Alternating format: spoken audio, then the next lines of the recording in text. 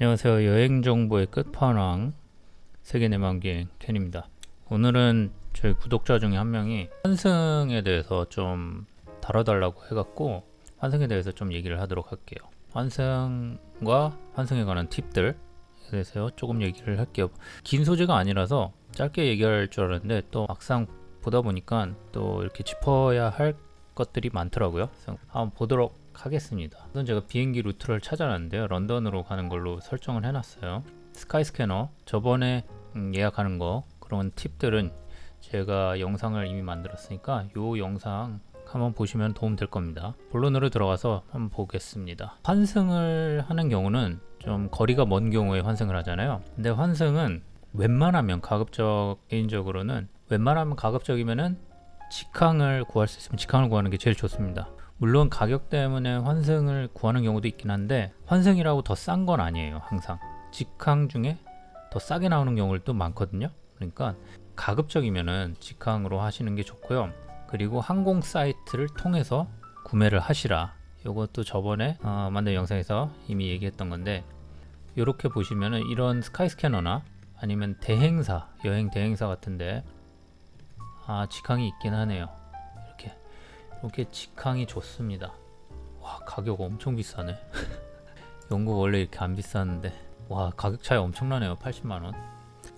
보시면은 이렇게 비행기 들어가시면은 여기 이제 스카이스캐너를 통해서 보시면은 제가 이렇게 여러 대행사 사이트들이 나와요.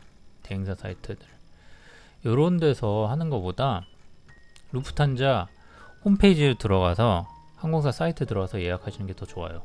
가격 차이 그렇게 많이 안 날 겁니다. 나는 경우도 있는데 이런 데들 저번에도 제가 설명했지만 상당히 이거 골치 아파요. 이거 예약이 안 되는 경우도 있고 나중에 일정 변경도 어려운 경우가 있고 트러블이 생기는 경우들이 있거든요. 그러니까 이런 것들 골머리 썩느니 그냥 항공사 사이트 가서 예약을 직접 하시는 게 좋다라고 말씀을 드릴게요. 환승 추천 안 하는 이유 중에 하나는 우선 환승은 힘들어요. 기본적으로 체력적으로 더 피곤하고요. 시간이 오래 걸립니다. 당연히. 요것 같은 경우는 프랑크푸르트에서 환승을 하는 거죠. 네, 이런 프랑크푸르트 내에서 환승을 하는데 1시간 10분 차이네요. 1시간 10분 차이.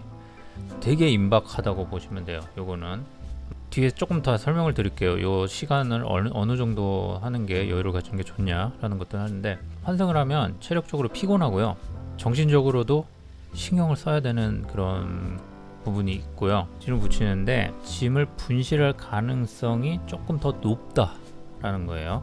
조금 더 높다. 왜냐하면 환승을 하면 비행기에 실린 짐들을 빼갖고 갈아타는 비행기에다가 넣거든요. 근데 아무래도 싣는 직원들이 태그를 보고 빼고 또 옮겨 싣고 하는데 거기에서 빼먹는 경우들이 왕왕 있어요. 사람이다 보니까 실수를 할 수 있잖아요. 그런 경우들이 꽤 있습니다. 그리고 환승할 때 저는 제일 불안한 게 짐이 제때 안 오는 거. 그게 제일 불안해요. 특히 2번 이상 환승하는 거는 정말 내가 이거 아니면 안 된다 싶은 게 아니면은 2회 이상 환승은 절대 안 하는 게 좋아요. 지금 여기 보시면은 프랑크푸르트에서 뮌헨 가고 뮌헨에서 또 이렇게 가잖아요. 그나마 얘는 연결이 빨리 되니까 40분이면 연결을 이건 되게 촉박해 갖고 이건 권장하는 환승이 아니에요. 자, 그리고 하나의 팁. 환승을 불가피하게 해야 된다. 비행편이 없다. 내가 가려는 그 특정한 날짜에 아니면 그날에 꼭 가야 되는데 없다 하더라도 가급적이면 같은 항공사로 환승하세요. 다른 항공사로 환승하는 경우도 있거든요.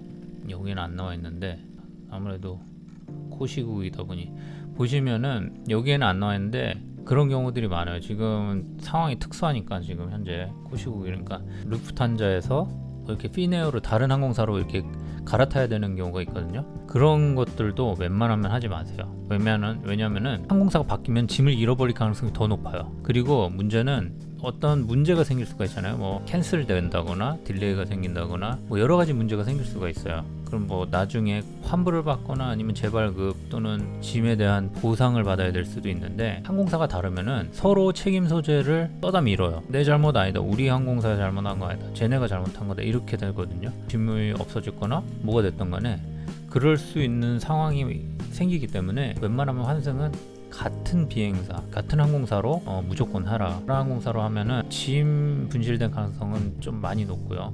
자기 책임 아니라고 오리발 내밀 가능성이 높아요. 그리고 환승할 때 환승의 시간 차는 얼마 정도 돼야 되냐라고 많이도 궁금하실 것 같은데, 어느 정도 잡혀 있어야지 여유가 있을 수 있을까라고 생각을 할 거예요. 공항마다 차이는 있는데 최소한 저 같은 경우는 최소한 2시간 이상은 있어야 된다고 생각해요. 왜냐면은 여러 변수가 발생하는 게, 비행기가 제 시간에 출발 안 하는 경우도 있거든요. 그리고 도착을 좀 늦게 할 수도 있고, 그 시간이 상당히 짧으면은, 여기서 만약 30분 비행기가 늦게 도착했어, 그러면 지금 1시간 55분 중에 30분밖에 안 남았잖아요. 최소 저 같은 경우는 3시간, 저는 3시간, 정말 불가피하지 않는다면 2시간 이내로는 저는 안 잡아요. 탑승 시간이 1시간 전이잖아요, 보딩하는 시간이. 그러니까 이 앞뒤의 여유 1시간은 솔직히 너무 촉박해요.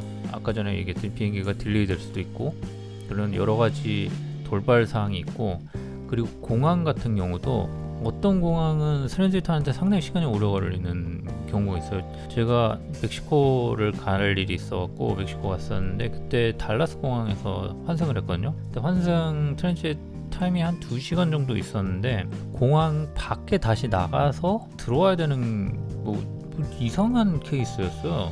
내부로 트랜지트 하는 게 아니라. 그러니까 어쨌든 다시 들어가야 되는데 스크래치 체크를 다시 하는 거예요. 그러면은 스크래치 체크를 하는데 상당히 줄이 엄청 또 기니까 시간이 한참 걸리는 거예요. 그래갖고 결국에는 비행기를 놓쳤어요. 그때 아메리칸 에어라인이었나 그랬는데, 결국에는 표를 다시 재발급해줬어요. 워낙 그런 경우가 비일비재했던 것 같아요. 아무 말 없이 그냥 바로 해줬는데, 근데 한국 올 때도 또 놓쳤어요. 똑같이 그런 상황이 반복이 돼갖고, 결국 그거는 미국 내에서 트랜지트 하는 거니까 국내선이 꽤 많았어요. 그러니까 한 2시간 뒤에 또 비행기가 있었기 때문에 괜찮았는데, 그렇지 않은 경우는 다음날 비행기를 타야 되거나 이런 경우들도 있거든요. 비행편이 하루에 한 편만 있을 수도 있고, 뭐 이틀에 한 편, 심할 경우는 일주일에 한 편 있는 경우들도 있거든요. 그래갖고 트랜지트 놓치는 거에 대한 상당히 불안감이 있을 수가 있어요. 그래갖고 최소한 3시간 정말 이 공항에선 트랜지트를 빨리 할 수 있다라는 뭐 그런 정평이 나 있는 공항이다 그러면은 진짜 불가피하지 않아요. 2시간까지. 왜냐면 1시간 전엔 타야 되니까 1시간은 없다고 보셔야 됩니다. 자, 그러면은 이제 환승하는 방법을 알려드릴게요. 환승하는 방법은 뭐 딱히 알려드릴 게 없어요. 근데 또 한 번도 안 해보신 분들은 모르시니까, 공항에 딱 내리고 비행기에서 딱 내리면 사람들이 내리잖아요. 탑승 게이트 그런 뭐 굴다리 같은 걸 타고 내리고, 아니면 뭐 버스를 타고 터미널로 들어가서 내리기도 하고 들어가면 사람들이 우르르 가는 데가 있어요. 대부분 우르르 가는 데가 입국 심사하는 데인데, 우르르 가는 사람들을 따라가다 보면 표지판이 보여요. 요런 것들. 보통 입국 심사하는 데가 arrival이라고 돼 있죠. 이것도 공항마다 달라갖고 좀 잘 보시긴 하셔야 될 거예요. 우리나라 같은 경우는 이렇게 국제선 환승이라고 돼 있어요. 여기도 이거 어딘지 모르겠네. 7번인가 보죠. 여기 이렇게 트랜스퍼라고 있어요. 이런 간판이 보일 겁니다. 간판이 보이면은 그걸로 따라가시면 돼요. 그걸로 보통 따라가시면 되고, 공항에 이런 사인이 있을 겁니다. 트랜스퍼라고 이런 것들이 있을 거예요. 공항마다 웬만한 공항에 다 있어요. 다 있고, 그리고 뭐 정 모르시면 인포메이션을 찾아갖고, 거기 직원들은 항상 어딘가에 있어요. 뭐 좀 한산하기도 하지만 어딘가에 있거든요. 잡아갖고 물어보면 됩니다. 그러니까 트랜스퍼로 그냥 가면은 뭐 무작정 있는 건 아니고요. 트랜스퍼를 따라가다 보면 요런 거 보셨죠? 요런 판이 있을 거예요. 그럼 제가 탈 비행 시간이 있잖아요. 2시에 도착했는데 뭐 오후 한 6시 비행기다 그러면은 이 6시 타이밍에 내가 탈 비행기가 어디 있는지 스케줄이 나올 거예요.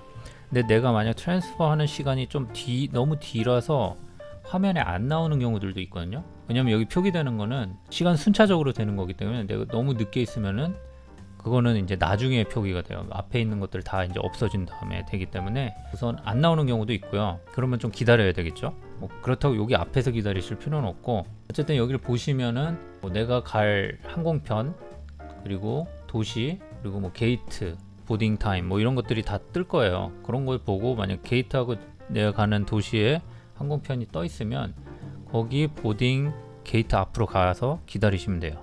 안 그러면은 시간이 아직도 안 떴다 그러면은 뭐 주변에 뭐 듀티 프리를 구경할 수 있으면 거기 가서 구경을 하셔도 되고, 뭐 어디 앉아갖고 시간 때우시면 됩니다. 정 불안하시면은 인포메이션 가서 한번 더 체크를 하고 물어보시면 됩니다. 그러니까 별로 어려운 거 없고요. 그리고 간혹가다 트랜짓 하는 터미널이 다른 경우가 있어요. 그러니까 요즘 웬만한 큰 공항들은 다 한 공항 안에 이제 트랜짓을 할 수 있는데 안 그런 공항도 있고 터미널이 조금 멀어 갖고 내부 철로를 타고 또 가야 되는 경우도 있거든요. 인천공항 같은 경우도 그 내부 철로를 타고 가잖아요. 그런 것들이 있기 때문에 그것도 잘 알아보시고 내가 가야 되는 터미널이 뭔지 미리 알아보시고, 심지어 어떤 공항은 밖으로 나갔다가 들어와야 되는 경우들도 있고 아니면 뭐 또 타고 밖에서 버스를 타고 가는 경우들도 간혹가다 있습니다. 흔치는 않지만 그런 것들은 미리미리 여행 가기 전에 미리미리 확인을 하시는 게 좋아요.